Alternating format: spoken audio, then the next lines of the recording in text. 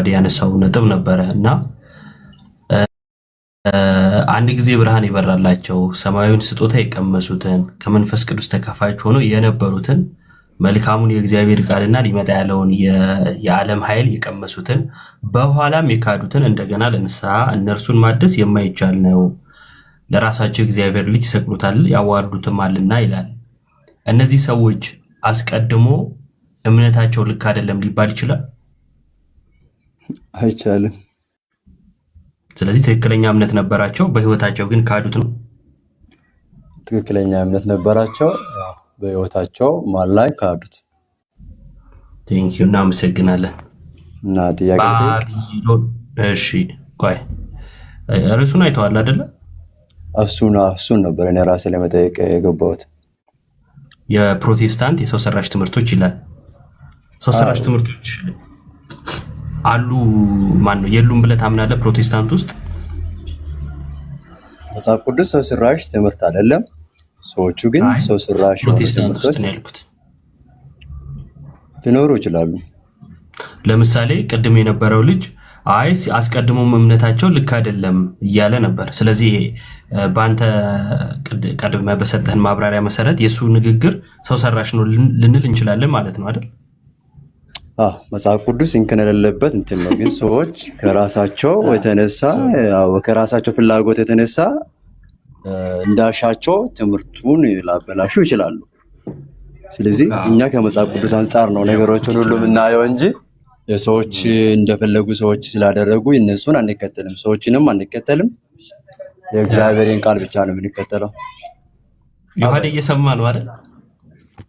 ብሩክ ሲያቦካው ነበር እያለ ነው ወንድማችን። እናመሰግናለን። እሺ ኢዮባ ወደ ዋናው ነጥብ ልመለስ። አይ ለምን ትጠይቀኛለህ? አንተ እኮ መልስ ሰጪ ነህ። የፕሮቴስታንት ሰው ሰራሽ ትምህርቶች በሚለው ላይ እኔን ነው የምጠይቀኝ? ይሄን ያልክበት ምክንያት መሰረተ መልቼ ምክንያት ቢኖር ነው እንደዚህ ያልከውና ያ ምክንያት ለምንድን ነው? ምክንያቴ ራሱ ርዕሱ ነው። ምክንያቴ ራሱ ሰው ሰራሽ ትምህርት አለ ብዬ ስለማምን ነው በዚህ ርዕስ እንትን የምለው። ለምሳሌ እምነት ብቻ የሚለው ሰው ሰራሽ ነው ብዬ አምናለሁ። እኔ መጽሐፍ ቅዱስ ብቻ የሚለውም ሰው ሰራሽ ነው ብዬ አምናለሁ። ልጨምር ወይስ? እንደዛ እንድታምን አደረገ? መጽሐፍ ቅዱስ ስለማይል። ኦኬ፣ የሰው ልጅ እንዴት ነው መዳን አለበት ታዲያ በእምነት የማይድን ከሆነ?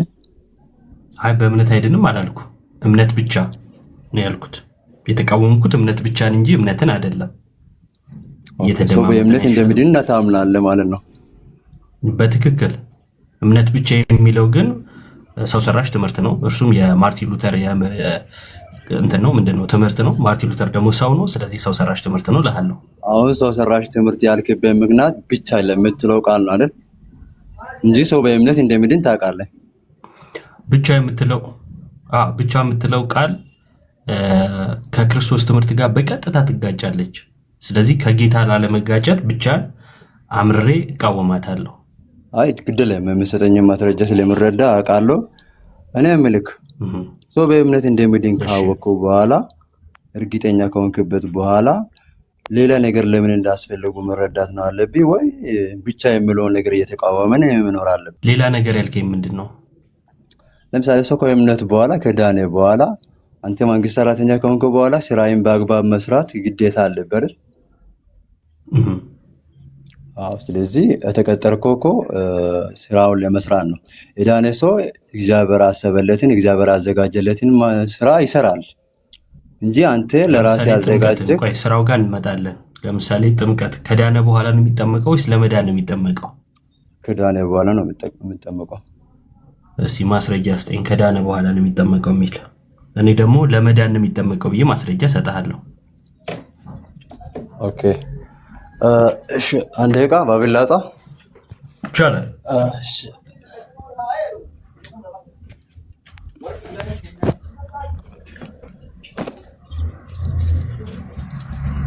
እሺ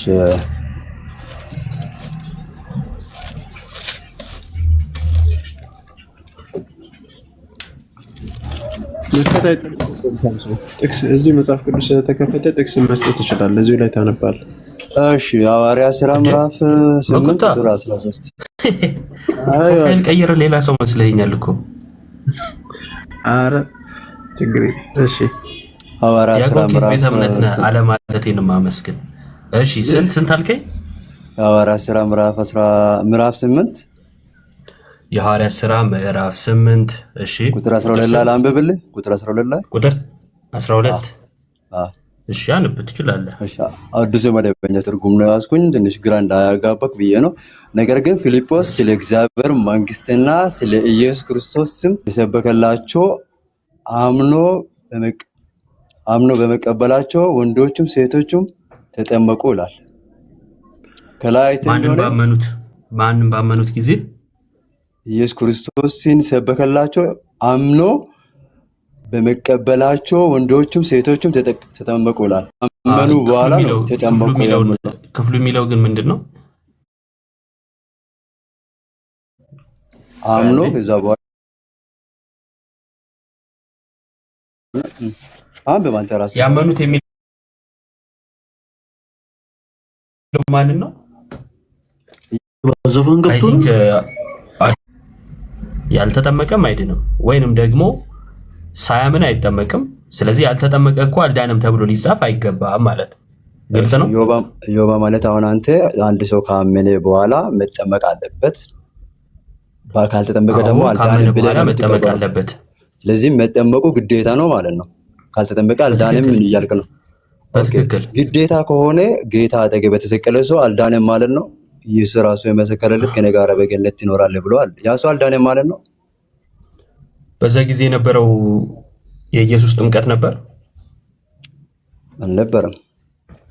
ታዲያ የኢየሱስ ጥምቀት ባልነበረበት ሰዓት ላይ የነበረን ሰው ከኋላ በመጣ ነገር ጀጅ ማድረግ ይቻላል? እንዲያረገ ማለት ይቻላል? ትምህርት ምን ማለት መሰለ፣ የኢትዮጵያ ውስጥ ህገ መንግስት ባልነበረበት ጊዜ ማለትም ከአፄ ኃይለ ሥላሴ በፊት የነበሩ ሰዎች በኋላ በመጣው እንግዲህ ሞቱ ያለፉትንም ጭምር ማለት ነው በኋላ ከነሱ በኋላ በመጣው ህገ መንግስት እንዳኛቸው ብለን ጀጅ እንደማድረግ ነው ይሆናል። እንደዛ እሺ፣ እስቲ ሌላ አንድ ማስረጃ ስጠኝ። ጴጥሮስ ተጠምቋል? ጥምቀት ወስዷል? ጴጥሮስ የሚያድነውን ጥምቀት ወስዷል። ማን ነው አጠመቀው? እሺ፣ ማን እንዳጠመቀው በመጽሐፍ ቅዱስ ላይ በግልጽ የተቀመጠ የለም። ነገር ግን የሚያድነውን ጥምቀት ባብራራበት ክፍሉ ላይ ይህም ውሃ ማለት ጥምቀት ምሳሌ ሆኖ አሁን ያድነናል ብሏል። የሚያድነውን ነገር አያረግም ልንል አንችልም። ጥያቄውን ልድገምልኝ። ጴጥሮስ መጠመቁን የሚያረጋግጥ እሱ ያስተማረውን ትምህርት ሳይሆን አትድገምልኝ። ራሱ ስለ ጥምቀት የተናገረው ነገር ስላለ እሱ ስለ ጥምቀት የተናገረውን ነገር ወስጃለሁ። እሱ ግን በከሌ ተጠመቀ ምናምን የሚለው ያልተጻፈ ነገር ላይ መመራመር አይጠበቅብኝም። ስለ ጥምቀት ምን አስተማረ የሚለው ግን በግልጽ ተቀምጧል። ጥምቀት ያድነናል ብሎ ተናግሯል። በቃ 4 ነጥብ። እሱን ተቀብያለሁ። አሁን ያንተን አንጣ ማስረጃህን። አሁን አንተ ለምሳሌ ስለ መከላከያ ስላወራክ መከላከያ ነህ ማለት ነው ኢዮባ? እሱ እኮ ያወራውን እኔ አሁን ለምሳሌ ስለ መከላከያ ስላወራሁት መከላከያ ነኝ፣ መከላከያ ቡድን አባል ውስጥ ነኝ ማለት ነው። የምን መከላከያ የምታወራው ወዳጅ? አንተ እንድትረዳ ነው። ሳምሶን አረባክ ምን ነው? ስለ መጽሐፍ ቅዱስ ነው፣ ስለ ወታደሮች ነው እንደሚያወራው። እኔ ደግሞ ለምንድን ነው ከመካከል ሳምሶን ኢዮባን እየደገፍኩ ነው? ወንድሙ አጉል ነገር ውስጥ እንድገባ አይፈልግም። ቆይ አንዴ ምሳሌ አብሮ እንደማይሄድ ላሳየ።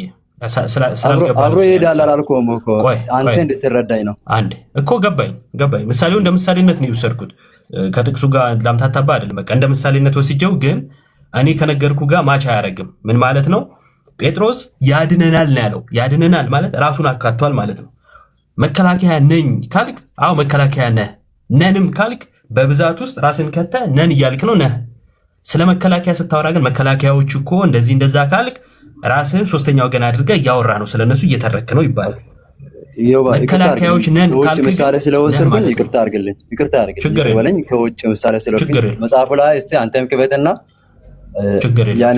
እያነበበን ለመረዳት እንሞክር። እሺ የጴጥሮስን ቃል ላምጣለና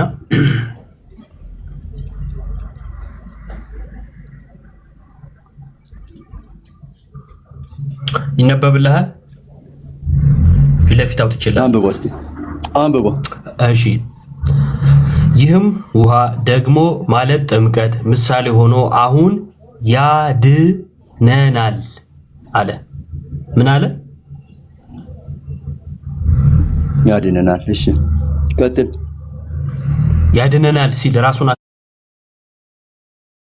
አካተለ ወይስ አላካተተም? አንተ ያነበብኩ ካለ መጽሐፍ እያካተተ ነው። እኔ ከማነበው መጽሐፍ ላንብብልኝ። እኔ ጋር ካለው መጽሐፍ አንተ የምታነበው ምንድን ነው? አዲሱ መደበኛ ትርጉም። እሺ አዲሱ መደበኛ እንደሆነ እሺ ችግር የለውም። አንበው። ያድነናል አይልም? ቁጥር 21 ላይ ነው ያለው። ምዕራፍ 3 ላንብብላ። 21 ላይ ይህም ውሃ አሁን የጥምቀት ምሳሌ ሆኖ ምን ሆኖ? የጥምቀት ምሳሌ ሆኖ ያድናችኋል። ያድነናል አይልም የኔ ላይ። ምናልባት ደግሞ ከላይ አንብብ። ይህም ውሃ አሁን ይላል። አሁን የጥምቀት ምሳሌ በመጽሐፍ ቅዱስ ኢየሱስ የማን ምሳሌ ነው? በብሉይ ኪዳን ዘመን ቆይ ርዕስ አታስፋ። ኢየሱስ የማን ምሳሌ ነው? ሌላ ጉዳይ ነው። እዚህ ክፍል ላይ የኢየሱስ ምሳሌ ነው። አንዴ ወዳጅ አዲሱ መደበኛ ላይ ሲተረጉመው ለፕሮቴስታንቱ ትምህርት በሚመች መልኩ አድርጎ ተርጉሞታል። ያም ሆነ ይሄ ግን ችግር የለውም። አዲሱ መደበኛ ላይ ውሃ ራሱ ያድናል ያለበትን እዛው ስለማሳይ እሱ አያጣላኝም። እኔ ችግር የለውም ለኔ። የ1954ቱ ግን ግልጽ ባለ ቋንቋ አስቀምጦታል። ይህም ውሃ ደግሞ ማለት ጥምቀት ምሳሌ ሆኖ አሁን ያድነናል ይላል። ምሳሌ ሆኖ ተብሎ የተገለጸው ቁጥር 20 ላይ ከሆነ ጥቂቶች ማለት 8 ነፍስ በውሃ የዳኑበት መርከብ ሲዘጋጅ የእግዚአብሔር ትዕግስት በኖህ ዘመን በቆየ ጊዜ ቀድሞ አልታዘዙም ይላል።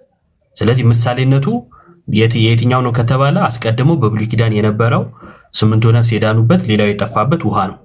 ያንን ነው ምሳሌ የሚለው። ምክንያቱም ከላይ ጀምሮ እያብራራ ስለመጣ ንጽጽሩ ከብሉይ ኪዳኑ በኖህ ጊዜ ከነበረው የጥፋት ውሃ ጋር ስለሆነ፣ ያድነናል የተባለው ግን ጥምቀት ነው። በብሉይ ኪዳን የነበረው የጥፋት ውሃ ጥምቀት ተብሎ ተጠርቷል? አልተጠራም።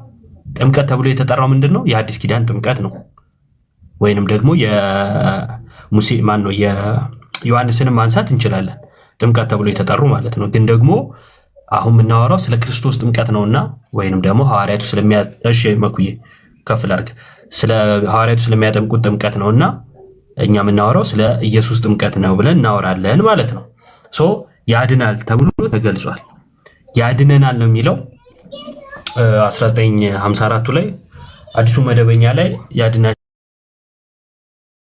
ብለውታል። ያም ቢሆን ግን የጥምቀትን ቴዎሎጂ አይሽረውም። ችግር የለውም። እሺ መኩ እዛው እንግሊዘኛው ላይም ሩቅ ሳንሄድ ሴቫስ ነው የሚለው እና ራሱን ለይቶ አይደለም ያድናችኋል ሳይሆን ያድነናል ነው። ቃል በቃል ሴቫስ ነው የሚለው። ይኸው ተመልከት። እሺ ቀጥሉ። እሺ ዮባ አዲሱ መደበኛ ላይ እንደዚህ አይነት ቅድም አንድ ነገር ተናግሬያለሁ። ቆይ አንዴ አዲሱ መደበኛ በጣም ተሳሳች ነው። እሺ ትልቁ ላይ አድርጉኝ እስቲ። እሺ እዚህ ጋር ደግሞ የአዲሱ መደበኛ ማብራሪያ ነው። ይሄው አዲሱ መደበኛ ይታያል።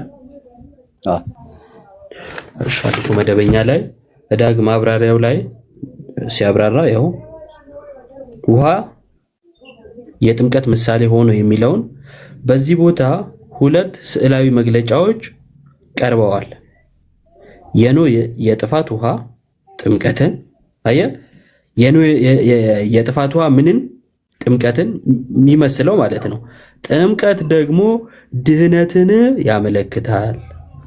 ውሃው ጥምቀትን የሚያሳይ ስለሆነ በሁለቱም ሁኔታዎች ስለ ፍርድ በጥፋት ውሃ የኃጢአተኞች ሞት፣ በጥምቀት ደግሞ የክርስቶስና የአማኞች ሞት ቢነገርም የሚያድን ምንድነው አለ? ምን አለ ሳምሶን? ውሃ ነው ይላል። እሺ ጥምቀት ለድህነት የሚለውን ትምህርት ሌሎችም ክፍሎችን እያወጣን ማሳየት እንችላለን። በቀጥታ ግን ጌታ ኢየሱስ ያለውን ላሳይህና የእምነት ብቻን ስህተት እሱ ጋር ተመልክተን እናሳጥረዋለን ማለት ነው። ቢረዝምም ትርጉም አልባ ስለሚሆን እሺ ይነበብልሃል። አንብበው። ምን አለ? ምን ይላል? ያመነ የተጠመቀም ይድናል። የሚድነው ማን ነው? ያመነ። እስኪ ንባቡን አንበው። አሁን እኮ እያወራን እኮ ነው። አንተ አንብቦና ልታስረዳኝ የፈለግከውን አስረዳ። እርግጣ እኔም ማሳመን አይጠበቅብህም እኮ ከነገርከኝ ይበቃል። አረ ስለ ንባቡ ነው እያወራን ያለ ነው። እያሳመንኩ ያመነ የተጠመቀ ይድናል፣ ያላመነ ይፈረድበታል ነው ብለው አይልም።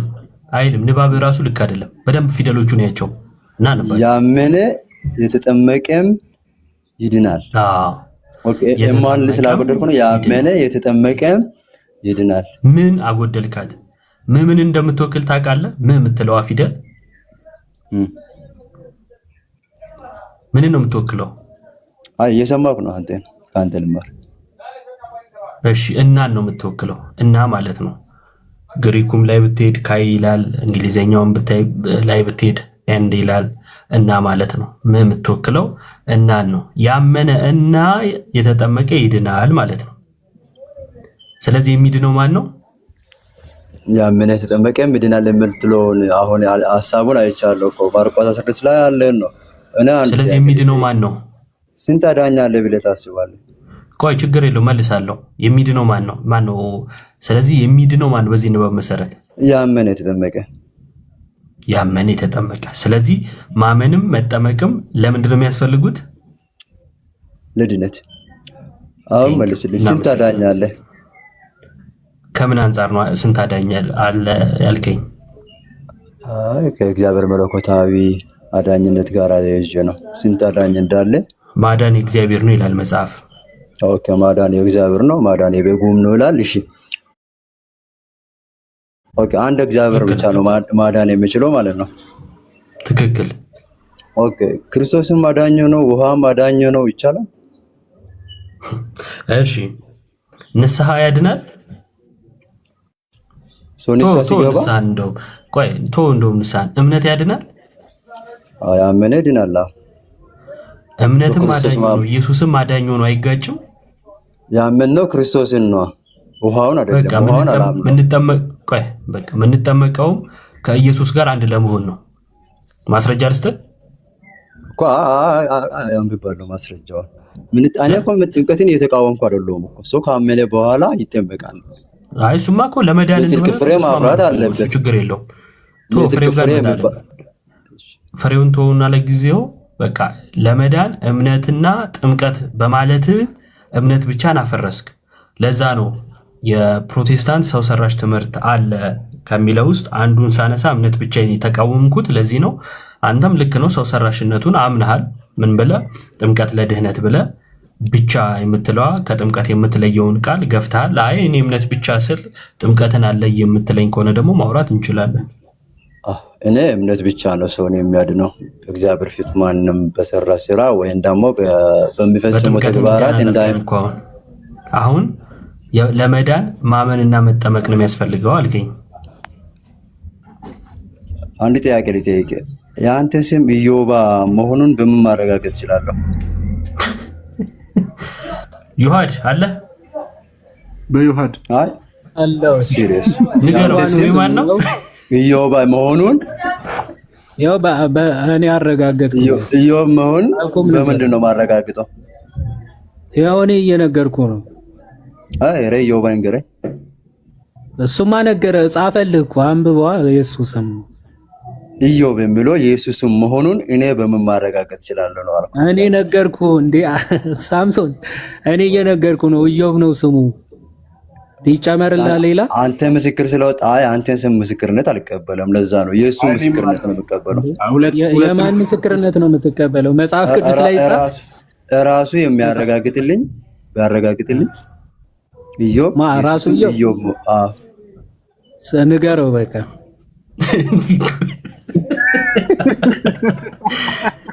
ሳሚ ይመች። እኔ ኢዮብ ነኝ ብዬ ስሜን ኢዮብ ብዬ ጽፌያለሁ። አንተ ደግሞ ማመን እንዴት ላረጋግጥ? እኔ እንዴት ልቀበል? ማረጋገጥ አይጠበቅብህም።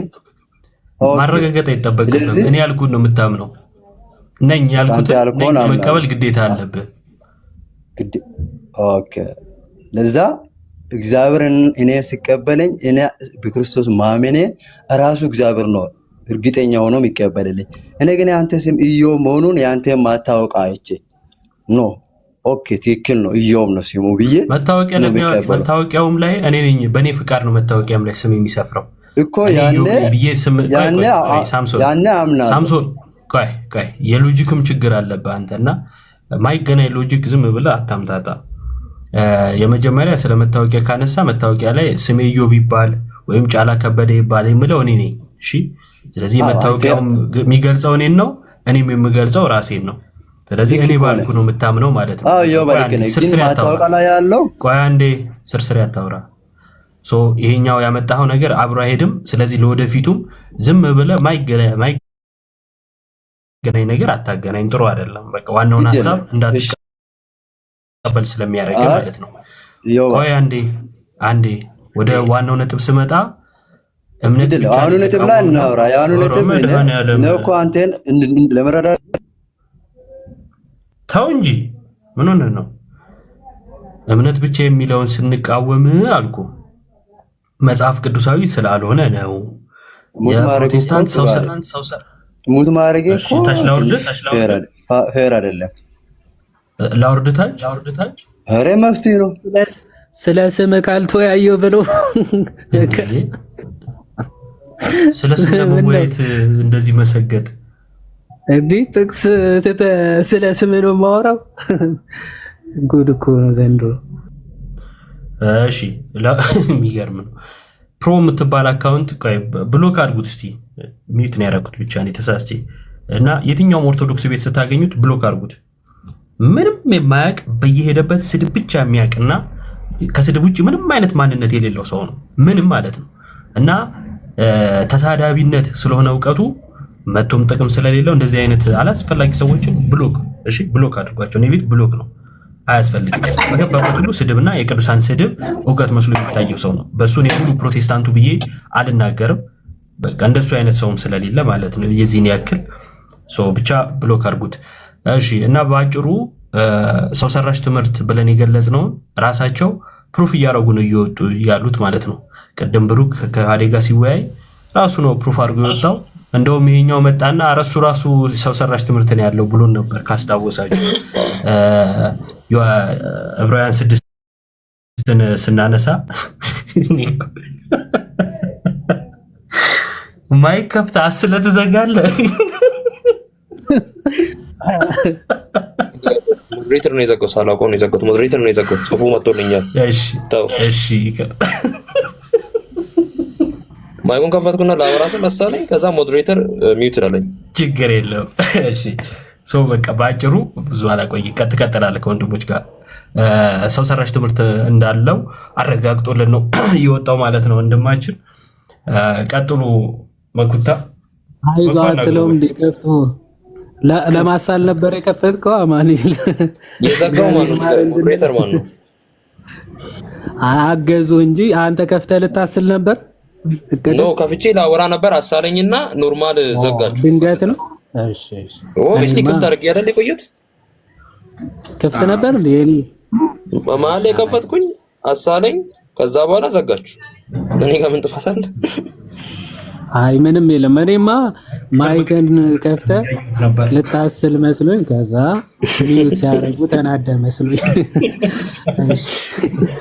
ማሳልም ምልክት አለው። መልኩ ቀጥል። አንድ እማኑ ሚዩት አድርገውና መጀመሪያ አንድ ይቅርታ፣ እሺ ያስቀድምሃለሁ። ኒው ጀነሬሽን አንደኛ ጴጥሮስ 3:21 ላይ ያለውን ለስጋ ድህነት ነው እያልክ ነበረና ማስረጃ ትሰጠናለህ ወንድማችን? አንዴ ከዛ እመጣለሁ። እሺ ማኑኤል ኒው ጀነሬሽን ኦኬ እሺ፣ ማስረጃ እኮ እዛው ማየት እንችላለን። እዛው ክፍሉ ላይ ለስጋ ድህነት ነው ይላል። አዎ 8 ነፍሶች የዳኑት የዘላለም ሕይወት ነው ያገኙት ወይስ ከውሃ ጥፋት ነው የተረፉት? አይ ያድነናል ያለው ጴጥሮስ ለስጋ ድህነት ነው ወይ?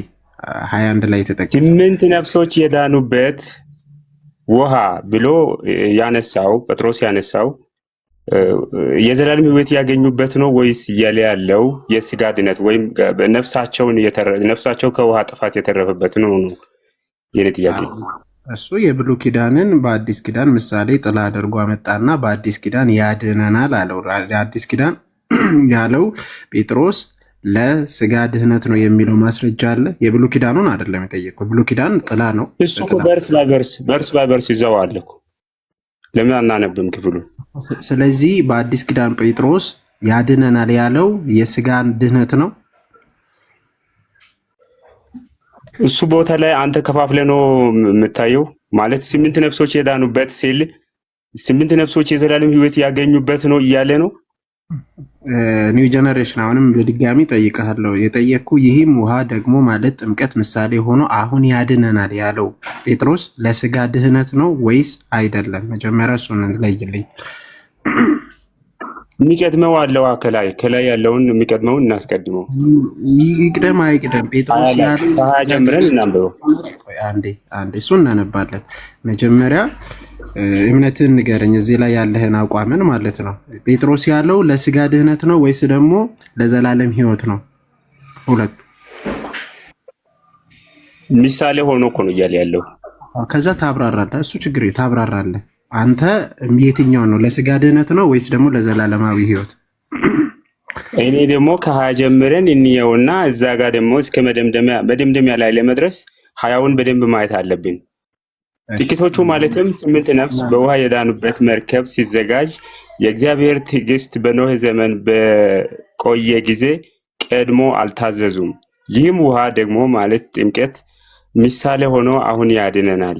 የሰውነት እድፍ ማስወገድ አይደለም፣ ለእግዚአብሔር የበጎ ሕሊና ልመና ነው እንጂ ይህም በኢየሱስ ክርስቶስ ትንሣኤ ነው ይላል። ስለዚህ አንተ የጴጥሮስ ያለው ለስጋ ድህነት ነው ወይስ ደግሞ የዘላለም ሕይወት ነው ያለው?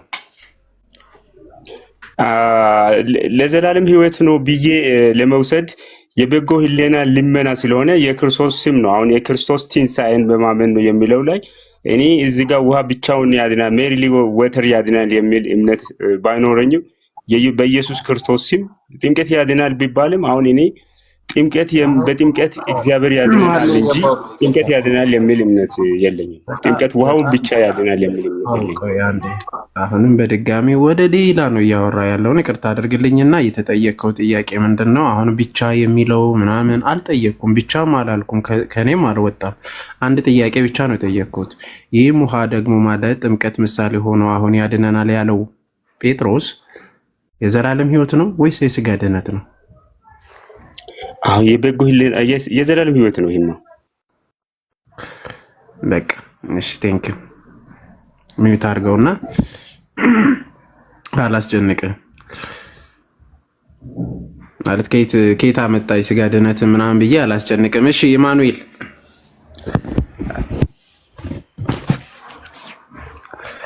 ስለዚህ እዚህ ጋር ምንድነው ደምድመን የምናልፈው ለዘላለም ሕይወት የሚያሰጥ በእምነት ብቻ የሚለው ስህተት ትምህርት ነው ማለት ነው። ሰው ሰራሽ እምነት ነው እንጂ በእምነትም በጥምቀትም ብቻ አነደምኛ። አንድ ሰው አምኖ ተጠምቆ ይድናል በቃ። ስለዚህ ትምህርታችን እምነታችን ይሄ ነው። የሰው ሰራሽ የፕሮቴስታንት ሰው ሰራሽ ነው። አሁንም በድጋሚ ኢማኑኤል ከየት ቤተ እምነት ነው? ከቃሊቲ ነገር አልጨረስክም እኮ ዲያቆን። ጨረስኩ እኮ የዘላለም ሕይወት አልከኝ አይደል እንዴ? ሌላም ጥያቄ አለኝ። አሁን ለምሳሌ ቆያ በቃ ስላልክ ነው። አሁን ማስረጃ ስለሌለ ምናምን የዘላለም ሕይወቱ ስለሆነ ቃል በቃልም ስለነገርከኝ ከዛ ውጪ እሱን ነው የማስቀድመው ብዬ ነው። እና ጥያቄም በኋላ እንቀበላለን። አሁን ግን የፕሮቴስታንት ሰው ሰራሽን እንትን እያደረግን ስለሆነ እዛ ላይ ብቻ ነው ፎከስ እያደረግን ያለ ነው። በኋላ እድል እሰጣለሁ። ወደ ማኑኤል እንሄድ። ቅድም ገብተህ ወጣል ይመስለኛል። እዛ ነው አይ ኒው ጀነሬሽን። ኦኬ ማኑኤል ወይ ኬት ቤት እምነት ነው ያልከኝ? ቃልዮት ቃልዮት። እሺ ቴንክ ዩ። ከቃልዮት ውስጥ ከሚጣይ እሺ፣ ሶላዎቹን ታውቋቸዋለህ? አምስቱ ሶላዎች ንገረኝ። ንገረኝ። ኦኬ ሶላ ፊዴ አላየሁትም ነበር። ሶላ ስክሪፕቹራ፣ ሶላ ዲዮ ግሎሪያ እና ሶላ ዲዮ ግሎሪያ፣ ሶላ ፊዴ እምነት ብቻ፣ ሶላ ግራሸ ብያለሁ። ብለሃል። ካውንቲት እኔ እንትን ሳረግ እንዳልደግመብህ ማለት ነው። በቂ ነው። እሺ ማዘር ኦፍ ሄሬሲ የሚባለው ወይም ደግሞ የሄሬሲዎች እናት የተባለው ሶላ ስክሪፕቹራ የተባለው ነው እና ወይም መጽሐፍ ቅዱስ ብቻ የሚለው ትምህርት ነው። መጽሐፍ ቅዱስ ብቻ የሚለው ትምህርት መጽሐፍ ቅዱስ ላይ ጥቅስ ትሰጠኛለህ? ማስረጃ አለ? መጽሐፍ ቅዱስ ብቻ ነው የሚል ቃል በቃል የተጻፈ? አዎ ማስረጃ አለ? በፍጹም ከየት አመጣችሁ? ኦኬ መጽሐፍ ቅዱስ ሲናገር ከተጻፈው አትለፍ ስለሚል መጽሐፍ ቅዱስ የማያስቀምጠውን ሀሳብ እሱን የሚያስረግጥልን ሀሳብ ካልሆነ በስተቀር ኢንፋሊብል የሆነ መጽሐፍ ቅዱስ ይሄ ብቻ ነው። ያው ኢንፋሊብል ትላላችሁ ውይይት ላይ ያው የማይዋሽ አይሚን ኖርማል ልክ የሆነ መጽሐፍ ቅዱስ የተሰጠን ይሄ ነው። ሌላው ደግሞ ቅዱሳን መጽሐፍትን የሚደግፉ አይነት ኮሜንታሪ ካልሆነ በስተቀር ሌላው ሁሉ በመጽሐፍ ቅዱስ ሊካተቱ አይችሉም ብዬ ስለማመን ነው። ይሄን ነው ቀጥልና እናወራለን። ስለዚህ ከየት አመጣችሁ? መጽሐፍ ቅዱስ ብቻ የሚለው መጽሐፍ ቅዱስ ላይ የለም ማልከን ቃል በቃል። ስለዚህ ከየት አመጣችሁ? መጽሐፍ ቅዱስ ብቻ የሚለው መጽሐፍ ቅዱስ ውስጥ ጥቅሱ የለም። አንደኛ ዋና ማጥቆሽ። ወደ ሁለተኛ ልሂድና ማቴዎስ መጽሐፉን በምን አወቅህ? ማቴዎስ መሆኑ ማቴዎስ ወንጌላዊ ማቴዎስ ወንጌልን ጽፏል ብለህ ታምናለህ አይደል?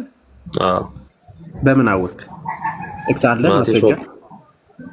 ኦፍ ኮርስ መጽሐፍ ቅዱስ እኮ ይሄ ነው ብዬ የምልህ አሁን ኦብቪስሊ ማስረጃ የምትፈልጉ ከጥቅሱ ነው ከራሱ መጽሐፍ ቅዱስ ነው የምትፈልገው? ከመጽሐፍ ቅዱስ መጽሐፍ ማቴዎስ እንደጻፈ ለማወቅ ፈልገህ ማለት? ፈልጌ እኔው መጽሐፍ ቅዱስ ያልተጻፈን ነገር አለ ብዬ ከመናገር በፊት ከሌለ ቀጥታ አባቶች ምንድን ነው ያሉት ማንን ነው ያሉት የሚለውን አያል ማቴዎስ እንደሆነ ማለት ነው። ስለዚህ አባቶችን ትቀበላለህ? አባቶች ቀጥታ መጽሐፍ ቅዱስን የማይቀረን ከሆነ እቀበላለሁ። አዎ እሺ። ከአባቶች ከምትቀበላቸው አራቱ ወንጌላውያን ተጻፈው የሚያምነውን እምነት ታምናለህ? ማለት መጽሐፍ እንደገና ማንነትን እያረብኝ ድምፅ ጠፍቶ እየመጣ ነው። አይሰማም? አውራስት እሺ ጥሩ። አባቶችን ይቀበላሉ አልከኝና ከመጀመሪያዎቹ አራቱ ወንጌል ማንነትን እያረብኝ ምንድን ነው? እሺ አሁንም በደንብ ስማ። አይደለም ኢቫ ከፍቷል መሰለኝ። አውራ እንዴ መልካም። እሺ ይሰማል አይደል? የኔ ድምጽ ይሰማኛል። ያንተ መሀል ላይ ከሚገባው ውጪ። በጣም ጥሩ። አባቶችን ይቀበላሉ አልከኝና አባቶች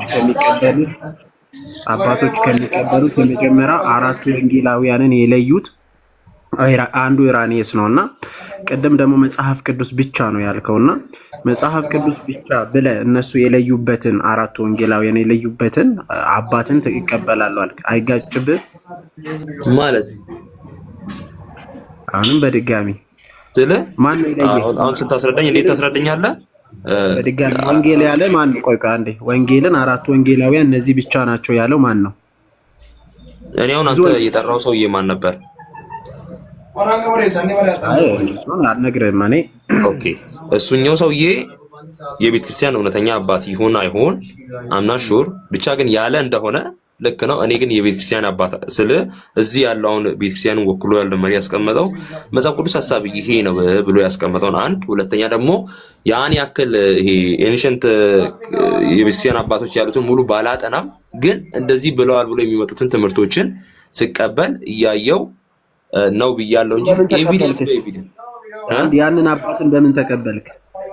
ያንን አባት በምን ተቀበልክ? መጽሐፍ ቅዱስ ለምን የተቀበልኩት? መጽሐፍ ቅዱስን ሐሳብ መጽሐፍ ቅዱስ ራሱን ስለሚናገር ሌላ አይነት አስተምሮ እንዳልወጣ ስለሚያደርግ የጠየቁ በደንብ ጨርሶ እርሶ ነው ጨርሰው ሚዩት አድርገውና ማለት ያንን አባትን በምን ተቀበልክ? ኦብቪስሊ ባስቀመጠው ትምህርት ምናልባት ከሱ ሰምቶ ካለፉት ወይስ ምን ባስተምሮ ተቀበልክ መሰለህ? ማለት የመጀመሪያ እንገርና ሰው አለ መሰለኝ ከጀርባ ራቅ በል። እኔ ጋር አይደለም እዚህ ክሪሶ ከፍቶ እየዘጋ ነው ሳያውቅም ቢሆን ብቻ ልጅ። እሺ እኔ ስሙ ልንገር ኢራኒየስ ለምሳሌ ቸርች ፋዘር የሚባሉት ኢራኒየስ ነው።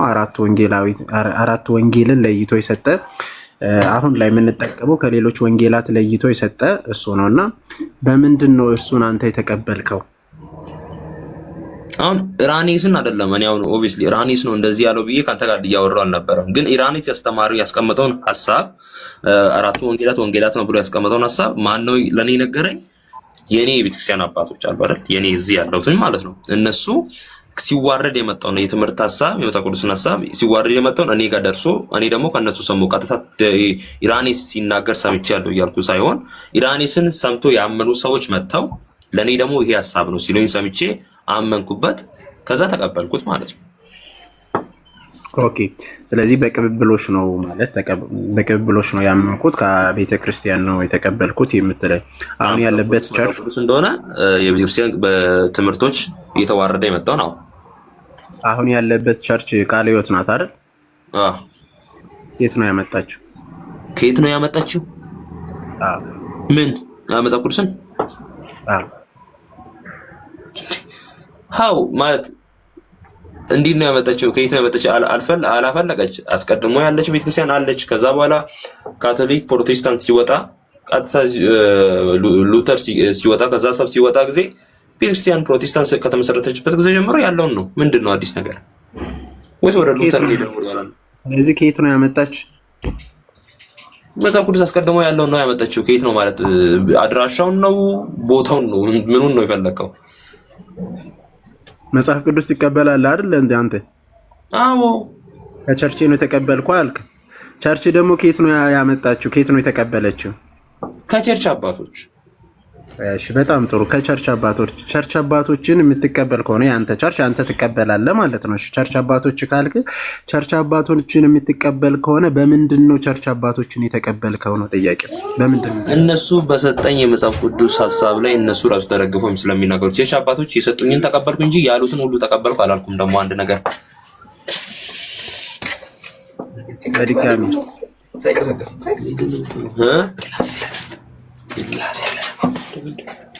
ማን ነው ከጀርባ ያለው? ራቅ በልሽ ነው። ሶሪ አሁን ክላስ ዶርም ስላለው ተማሪ ድንገት መጥተውብኝ ነው። ቀጥል። ቅድም የተጠየቀው ጥያቄ ወደዛ ልመለስና ያንን አባት ኢራኒየስን ጠቅሼልህ ነበር። አሁንም ወደዛ ዞረን ተመለስንና እንዳይሰለች መጀመሪያ አባቱን የቸርች ፋዘርን በምንድን ነው የተቀበልከው ያልኩትን አልመለስክልኝም። በምንድን ነው የተቀበልከው? አሁን ስፔሲፊክ አድርግልኝ በእናትህ። በምንድን ነው ትምህርቱን ነው የምነግርህ ወይስ እሱን እንድቀበል ያነሳሳኝ ነገርን ነው የምነግርህ? ስለ ትምህርት እያወራን መሰለኝ። አይ ስለ መጽሐፍ ቅዱስ ነበር። ስለ ትምህርት በምን ተቀበልከው ስትል የምንን ትምህርት አምነህ ነው የተቀበልከኝ ነው ሐሳብህ? መጽሐፍ ቅዱስ ትምህርት አይደለም እንዴ? ኖ አንተ የሆነ እንትን አርጉመንቱን እንትን አታርገው። መጽሐፍ ቅዱስ ትምህርት አይደለም ልልህ አይደለም። መጽሐፍ ቅዱስ ኢዝ ኤቭሪቲንግ። ግን አሁን ኢራኒየስን በምን ተቀበልከው ብለህ ስትጠይቀኝ ጊዜ ኢራኒየስን በምን ተቀበልከው ማለት በምን አንገላይቼው ነው? ኢራኒየስ ምን ሆኖ ነው የተቀበልከው ነው ሐሳብ? ወይስ መጽሐፍ ቅዱስ እሱ የሰጠውን ለምን ተቀበልክ ነው? ለምን ነው ወይስ በምን ማለት በምኑን አልገባኝም። ተረዳኝ። ስላብራራለህ እንድትረዳ ሌሎችም ከስርም እንዲረዱ ኢራኒየስ መጽሐፍ ቅዱስን ለይቷል። ከብዙ የነበሩት በጣም ወንጌላት ነበሩ፣ ጊኖስቲኮች እና በዛ ኖስቲሲዝም የነበረበት ሰዓት ላይ በጣም ብዙ ወንጌላት ተጽፏል። ከዛ ለይቶ አራቱ ወንጌላውያን ብቻ ናቸው ያለው ቅዱስ አባት ማን ነው? ኢራኒየስ ነው። ስለዚህ መጽሐፍ ቅዱስ ብቻ የሚል መጽሐፍ ቅዱስ ላይ የለም። መጽሐፍ ቅዱስን ለይቶ ደግሞ የሰጡን አባቶች አሉ። ከአባቶችን ደግሞ ኢራኒየስን ጠቀስኩልህ። ኢራኒየስን ደግሞ አንተ ትቀበላለህ። ተቀብያለሁ። መሰረቱ እሱ የማያምንበትን ማለት ኢራኒየስ የማያምንበትን ወይም ደግሞ ኢራኒየስ የሚያምነውን አምነ አንተ የማትቀበለው ከሆነ ራኔስ የሚያምነው አንተ አትቀበለው፣ ግን መጽሐፉን ትቀበላለህ። ሎጂኩ አያስኬድም ማለት ነው። አይ ሎጂኩነቱን አይደለም። እኔ አሁን ራኔስ ብለህ የነገርከኝ ባይዘ አንተ ነህ። እኔ መጽሐፍ ቅዱስን ከቤተክርስቲያን ከበሩ ቤተክርስቲያን ከማን ነው? ከቤተክርስቲያን አባቶች። ከዛ ወንጌልን ማን ነው ያለው ስትለኝ ጊዜ አሁን እኔ ወንጌል ይሄ ነው ብዬ ስፔሲፊክ ሰውዬ ሳላውቅ ስቀር አንተ ምንድን ነው ያልከኝ? ራኔስ ነው ያልከኝ። ኦኬ ራኔስ ከሆነ ጥሩ እስከ እሱን የተቀበልኩት አልኩን እንጂ እሱን ሙሉነቱን ትምህርቱን ተቀበልኩ እያሉ አይደለም። አሁን ለምሳሌ አንድ ራኔስን ተውና በቃ የአባቶችን ትምህርት አንተ አትቀበልም፣ ግን መጽሐፍቶቻቸውን ትቀበላለህ። የአባቶቻችን ትምህርት ሁሉንም አይደለም። አሁን አልቀበልም ስለ አሁን እኔ ይሄን እቀበላለሁ ብዬ ስፔሲፊክ አድርጌ ላውጣ አልችልም። ብዙ ትምህርቶች ስላሉ ማልቀበላቸው ደግሞ መሰረታዊ ከሆኑት ኢሴንሻል ከሆኑት አባቶች የማይቀበሉትን አትቀበልም፣ መጽሐፍቶቻቸውን ግን ትቀበላለህ። ኦብቪስሊ አባቶች ምን እንዳስተማሩ አሁን በዚህ ሰዓት አላውቅም። ምን እንዳስተማሩ ስለ እንደዚህ እያንዳንዱ ትምህርቶቻቸው ነው ልክ ነው ብዬ ልክ አይደለም ብዬ አውጥቼ ያስቀመጥኩልህ የለም። ነገር ግን እነሱ ከሰጡኝ መጽሐፍ 100% አምኜበት እንድድን ነፍሴም አርፋ እንድትገኝ ያደረገኝ መጽሐፍ ቅዱስ በእነሱ ተወዳድሮ የመጣን ተቀብዬ ያለው ነው የምልህ እንጂ ትምህርታቸውን በጭራሽ አልቀበልም እያልኩኝ አይደለም። መቼስ አባቶች አንተ ያልካቸው አባቶች አሁን ለምሳሌ ሁላችን በምንስማማበት በትሪኒቲ ጉዳይ ላይ ሌላ ትምህርት ያስተማሩ አባቶች ሊኖሩ ይችላሉ። ምንፍቅና ተብሎ ደግሞ የተሰረዙትን ሊኖሩ ይችላሉ። ሰው ይሄ ነው ብዬ አባቶችን ልለያቸው እንደዚህ ናቸው ብዬ ልቆጥራቸው አልችልም። ይሄን ሐሳብ ተረዳኸኝ? ከዛ በኋላ አባቶች ትምህርት የሚባሉትን እሱን ደግሞ እናያለን ማለት ነው። አንተ እያንዳንዱ በዚህ ትምህርት ስትል እነሱ በሰጡት መጽሐፍ ላይ ምንድን ነው የሚለውን ደግሞ እያየን እንሄዳለን ማለት ነው። በቻልኩ ይመጣል ዛቲ ስማታ ከሆነ በቃ ሚዩት ማድረግ ነው። መሰረታዊ የሆኑትን አባቶች ነው መጀመሪያ ላይ የተነሳንበትን አርጊመንት መጽሐፍ ቅዱስ ብቻ የሚለው መጽሐፍ ቅዱስ ውስጥ የለም አምነህንላ ይሄ ማለት የፕሮቴስታንት ሰው ሰራሽ ትምህርት ውስጥ አንዱ ነው ማለት ነው። መጽሐፍ ቅዱስ ብቻ እዚህ ጋር ታሳብልንጋ አንዴ ቆይ ሚዩት አድርገው በቃ እናገር አልችልም። አንዴ አሳብልሽ ከዛ ተናገራለህ። ኦኬ ቆይ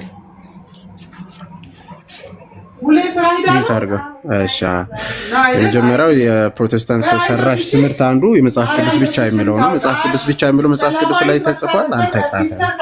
ወደ ሁለተኛ ስንመጣ ደግሞ አባቶችን ለይቶ የሰጡን አባቶች ማለትም ለምሳሌ ራኔስን ጠቀስኩልህ። ራኔስን ታውቃለህ? አይ አላቅም የሚለውን አነሳው። እሱ ሰውዬ ነው ያልከንን እሱ ሰውዬ ራሱ በሚለው በአባቶች እምነታቸውን ሳትቀበል መጽሐፍ ቅዱሳቸውን ከነሱ ትቀበላለህ የሚለውን አዎ እቀበላለሁ የሚለውን ዲፍረንት አርጊመንት ማለት ነው። እርስ በርስ የሚጣረስ እምነታቸውን ሳይቀበል መጽሐፍቶቻቸውን ይቀበላል ማለት ነው። ይሄ ፍጹም የተለያየ ክፍል የሚያመጣ ነው። ከዚህ አንጻር የፕሮቴስታንቶች ሰው ሰራሽ ትምህርቶች ምንድን ነው ማለት ነው? የፕሮቴስታንቶች እምነታቸው ሰው ሰራሽ ነው። በዚህ አጋጣሚ ቀጥሉ። እሺ ሞኬ እናመሰግናለን ዲያቆን። ለማሳጠር ያክል አንዴ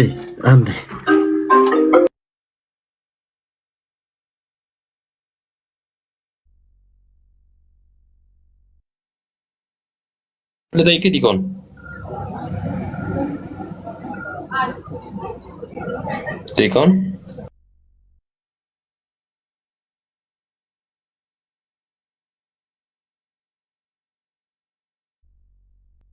ማኑ ያስወረደ ናግባ ኢማኑኤል አንድ ቁጥር ጻፍ። ኦኬ ልጠይቅ እያልኩኝ እንኳን አስወረዳችሁ። እሺ ቀጥል። ምንድነው አሁን አንተ እኔ መጽሐፍ ቅዱስ ብቻ የሚለው መጽሐፍ ቅዱስ ስለተጻፈ ሰው ሰራሽ ነው አልከኝና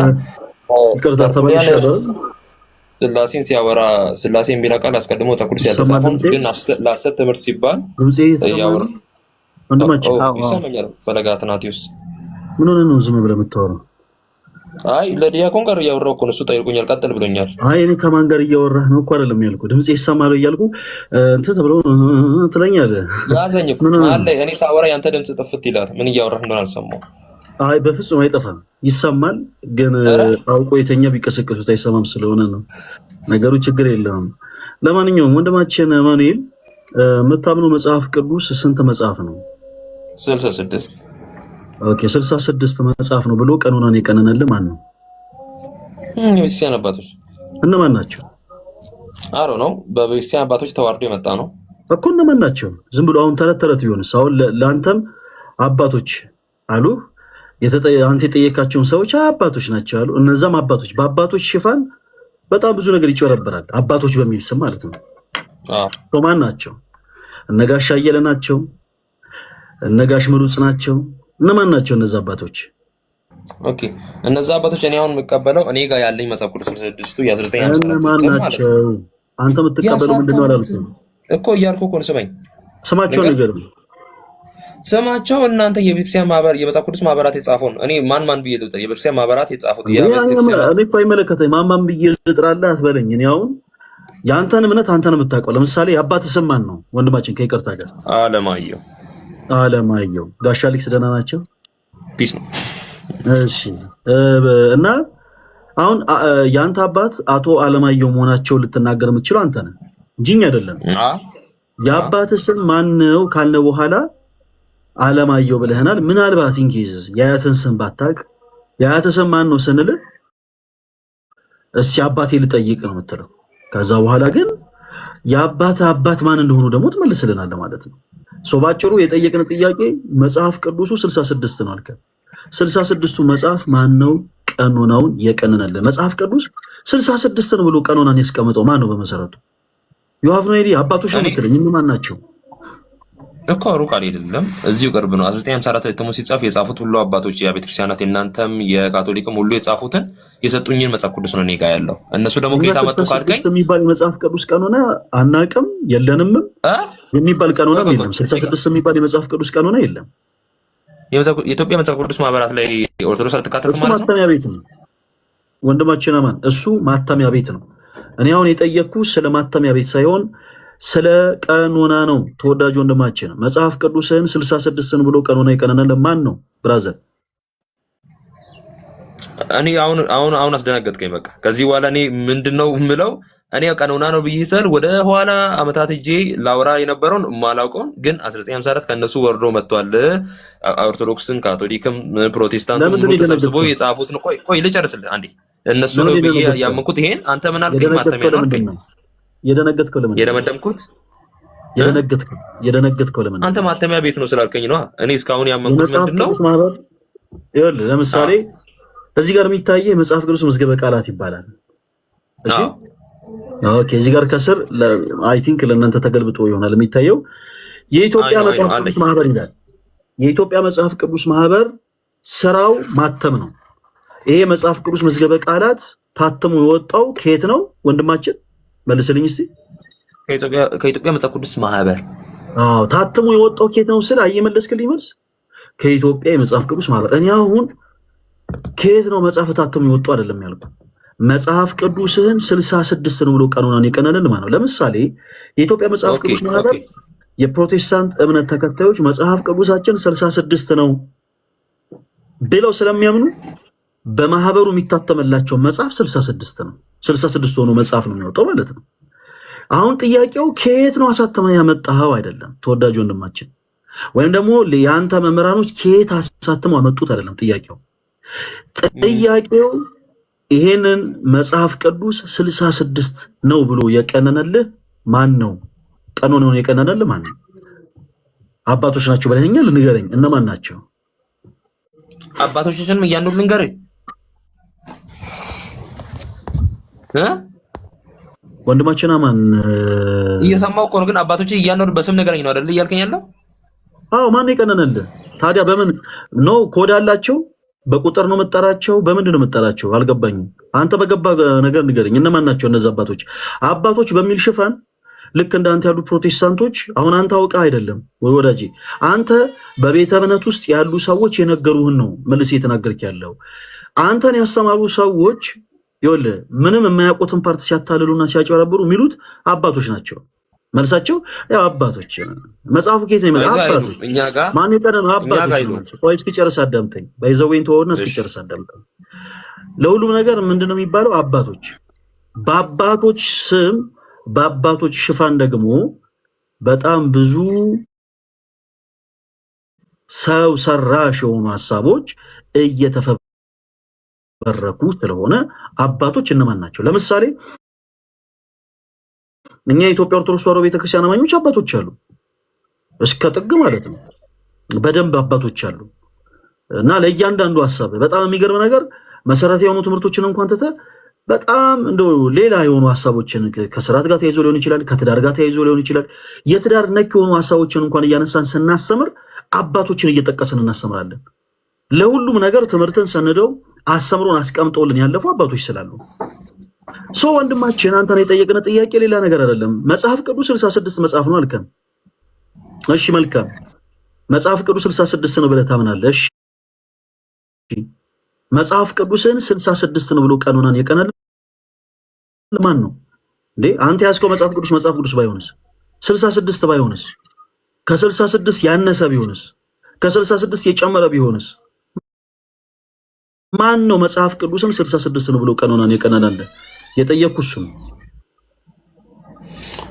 እሺ እኔ ጋር የደረሰኝ 66 መጽሐፍ የቀነነልኝ ቀኖናን የሰራልኝ ቀንኗል ብዬ የምላቸውን ኦብቪስሊ የሆነ ሰዓት ላውቃቸው እችላለሁ። በስም ደረጃ እንኳን ባይሆንም አባቶች የሚባሉ ላውቃቸው እችላለሁ። ማን እንደቀነነ ታውቃለህ? ይሰጣቀም አንድ ጊዜ ነገሩን አሰልች ያታደርገው እባክህን። አሁን ይሄ ልክ እንደ ትምህርት ቤት መጽሐፍ ለኔ የደረሰኝ አትበለኝ። እሺ እኛ ድሮ ይኸውልህ የማይሆን ነገር አትበላ። እኛ ድሮ በሃይስኩል ትምህርት ላይ ምናምን ስንማር 10ኛ ክፍል የተማሩ ሰዎች የተማሩበትን መጽሐፍ ለኛ ይሰጡናል።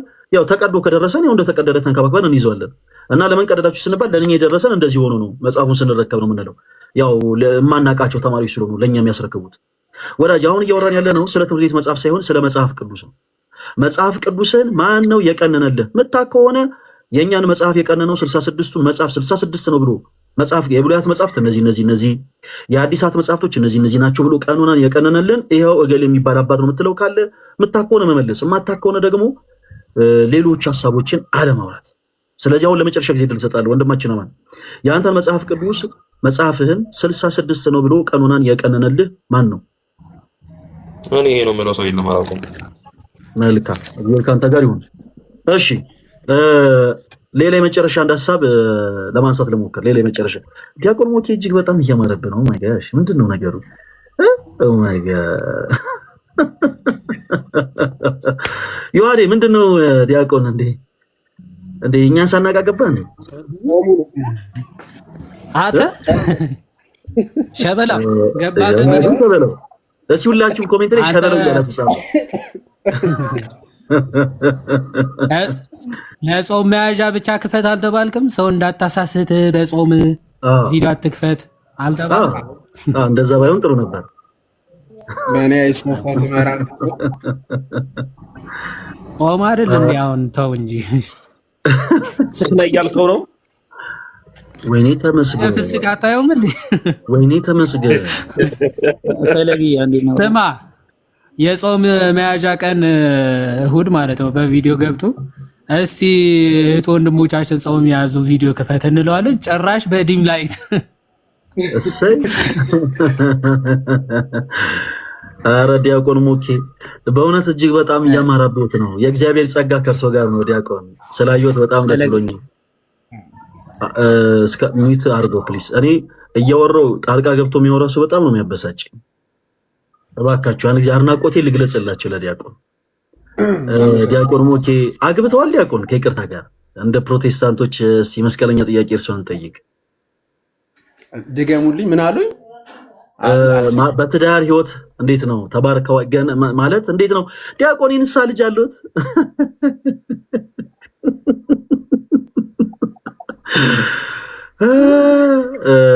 ለማንኛውም በጣም ግሩም ትምህርት ነው ዛሬ ያስተማሩን። ደስ የሚል ትምህርት ነው ዛሬ ያስተማሩን ዲያቆን። እዚህ ውስጥ ያላችሁ እህቶች ዲያቆንን እባካችሁ በውስጥ መስመር ቃለ ሕይወት ያሰማልን በሉልኝ እባካችሁ።